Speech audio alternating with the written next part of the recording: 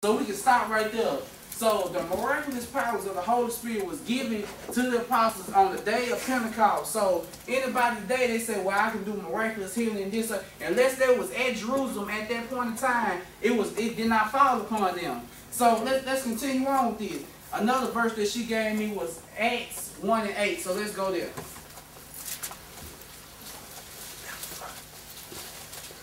Now in this passage in Acts 1:8, it said, but you shall receive power when the Holy Spirit has come upon you, and you shall be witnesses to me in Jerusalem, in all Judea and Samaria, and to the end of the earth. So, my brothers and sisters, I don't want to start right there, because if you do read that particular page, it makes it seem like you are supposed to have the power of the Holy Spirit. Let's go back to verse 4.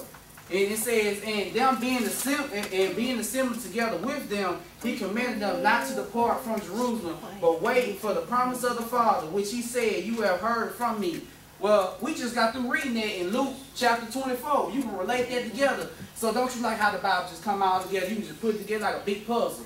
So you can relate that we just got through reading. Jesus told his disciples in Luke 24 that don't leave Jerusalem, that the promise of the Father is going to come to them when they get in Jerusalem. And so let's continue reading, my brothers and sisters. It said, for John truly baptized with water, but you shall be baptized with the Holy Spirit not many days from now. Therefore, when they had come together, they asked him, saying, Lord, will you at this time restore the kingdom of Israel? He said to them, it is not for you to know the times or the seasons which my Father has put in his own authority, but you shall receive power when the Holy Spirit has come upon you, and you shall be witnesses to me in Jerusalem, and all Judea and Samaria, and to the end of the earth. So we have further established that he still talked to his apostles. Well, you say, Nick, I still have not had any concrete proof that of what you were talking about. I believe you were lying. But we finna go ahead and give you some concrete proof.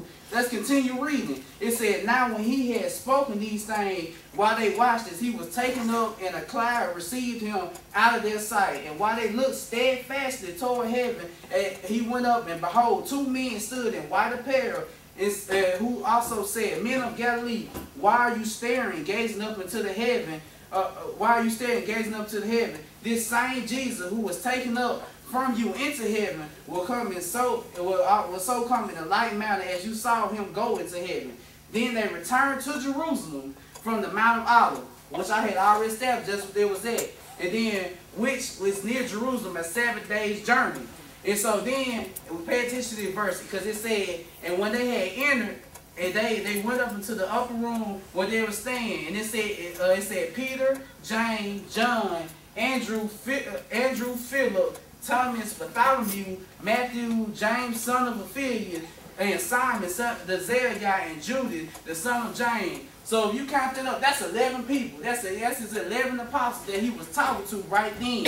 So that lets you know that Jesus, he specifically let them know who he wanted to have the promise of the Father. And so let's keep on going. If you go on, continue on through the rest of this chapter, they go through and they cast lots and they choose Matthias, and he takes Judas the Iscariot spot who betrayed Jesus. Now, if you start at chapter 2, and it says, when the day of Pentecost had fully come, they were all in one accord in one place, and suddenly there came a sound from heaven as of a rushing mighty wind, and it filled the whole house where they were sitting. Who was they? We're still talking about the apostles right then and there. And so then it said in verse 3, it said, then there appeared to them divided tongues as a fire, and one of them sat upon each of them, and they were filled with the Holy Spirit, and began to speak in other tongues as the Spirit gave them utterance. Okay, so they're speaking in tongues. We still talking about they, which is the apostles. Let's keep on reading. It said, and then they were dwelling in Jerusalem, Jews, devout men of every nation under the heaven. Well, that's exactly what Jesus prophesied what was going to happen when we was in Luke.